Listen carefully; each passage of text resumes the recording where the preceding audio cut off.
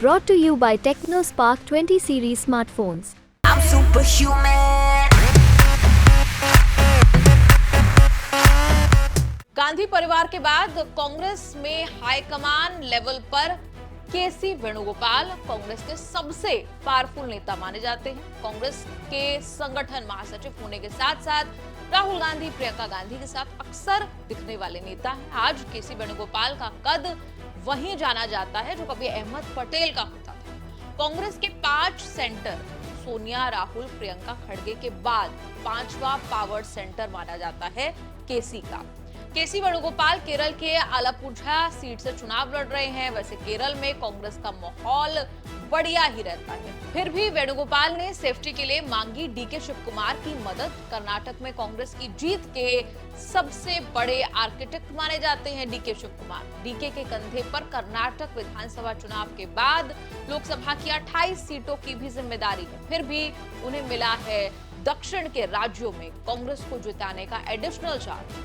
केरल में डीके शिव कुमार के लिए बहुत डिमांड आ रही है। खुद केसी वेणुगोपाल को बुलाया आलपुझा में प्रचार के लिए, परिचय कराया कि डीके केरल में कांग्रेस के स्टार कैंपेनर है।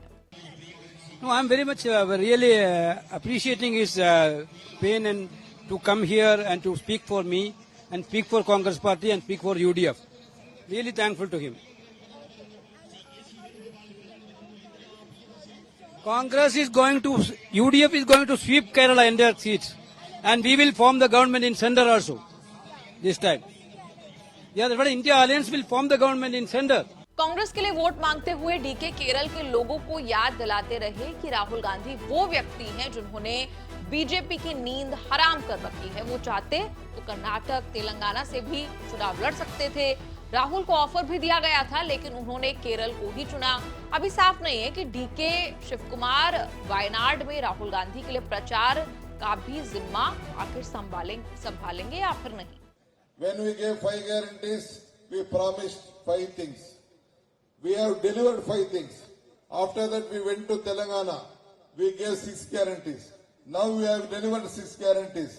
Now it is the India bloc which has promised again 5 guarantees with 25 promise. I am sure Congress Party and India will come giving. We have a commitment to give all these 5 guarantees.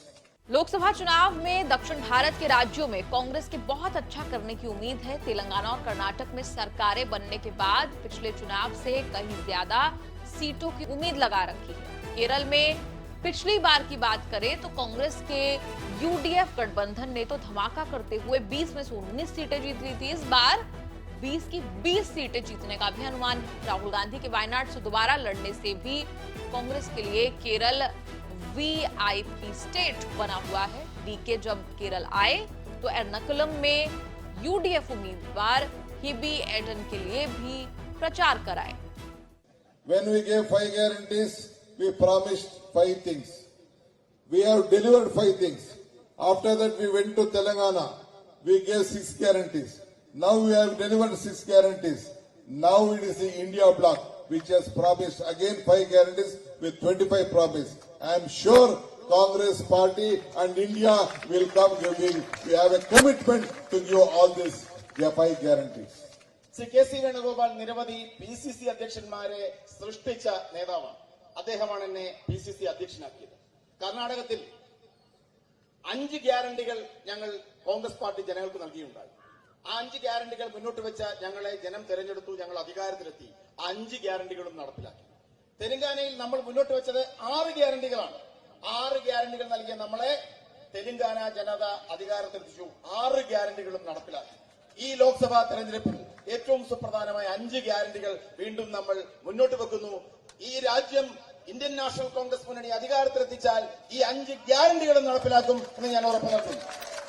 With this guarantee, I am telling you. DK Kannada तो बढ़िया बोल लेते हैं, लेकिन मलयालम नहीं बोल पाते। DK जहां प्रचार कर रहे हैं वहां अंग्रेजी में भाषण देते हैं, ट्रांसलेटर मलयालम में ट्रांसलेशन करता है।